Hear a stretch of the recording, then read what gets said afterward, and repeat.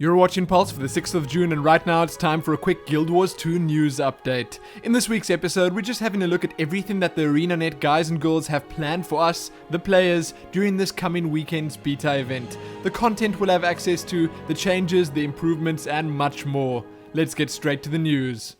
First up, it's almost here. The second Guild Wars 2 beta weekend event begins this Friday, June the 8th at noon PDT or GMT-7 and runs all the way through Sunday, June the 10th. The official Guild Wars 2 website has a countdown timer on its front page to make tracking the start of this momentous occasion a much easier thing to do, so check that out if you need the help. For 3 days, players from all around the world will experience the wonders and dangers of Tyria, and a ton of cool new content. So highlights for this weekend include the fact that we actually get to keep our characters from the previous weekend event and the stress tests. Players with characters level 35 or higher will be able to test their mettle against the explorable versions of the Ascalonian Catacombs dungeon, which is apparently pretty tough. A new map has been opened up for players to explore Genderan Fields, a level 25 to 30 map just outside Lion's Arch. Genderan Fields is a picturesque area of pine trees and rolling hills, teeming with wild beasts and bandit gangs. Sounds glorious. On a less dangerous note, the Mystic Forge has arrived in Lion's Arch. This strange forge actually holds an imprisoned djinn named Zomoros. If you offer the Mystic Forge gifts, like unneeded items, you'll receive a gift in return. So it actually sounds kind of like gambling. I'll definitely make a mental note to check that out for myself. World vs. World has been expanded and worked on a bit. Players can now take their World vs. World battle underground in a new mini dungeon beneath the central map that's also home to the aptly named Darkroom, which players will have to see or not to believe. Then skill challenges, dynamic events, and even jump puzzles have also been added to World vs. World maps. There'll be new automated PvP tournaments, and apparently much improved, far more visceral than ever feel to the combat system. Then another pretty big one, ArenaNet have organized each profession's elite and utility skills into 3 different tiers or levels.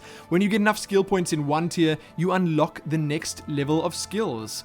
This change was made to give players both a sense of progression and accomplishment. It apparently also encourages them to experiment with different skills as they increase in power, and it avoids overwhelming players with a huge list of skills to choose from right from the start. I guess that kind of makes sense. And then the Black Lion Trading Company out of Lion's Arch has officially taken over operation of the gem store, currency exchange, and trading post. Its new owner's first action was to completely overhaul the gem store. So yes, probably worth checking out. As one extra that I think I should mention, we also don't have access to the Sylvari or Asura in this weekend's test. Still only the Norn, the Human, and the Char.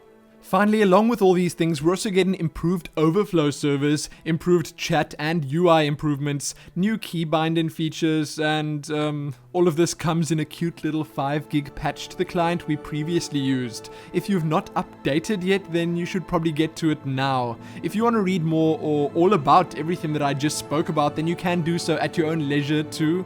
All the links can be found below. If you've yet to pre-purchase Guild Wars 2 and want in on this weekend's action, well, it's not too late for that either. You can head on over to the official site right now to place your order and prepare for the weekend. I honestly think that this weekend is going to be a ton of fun, and hopefully they've improved the client a lot, the stability, the performance, and everything else. They didn't really say anything about it in these posts, but I guess it's kind of implied. In our last quick piece of news before checking the smalls out, ArenaNet and SteelSeries have teamed up to produce a full lineup of Guild Wars 2 gaming gear.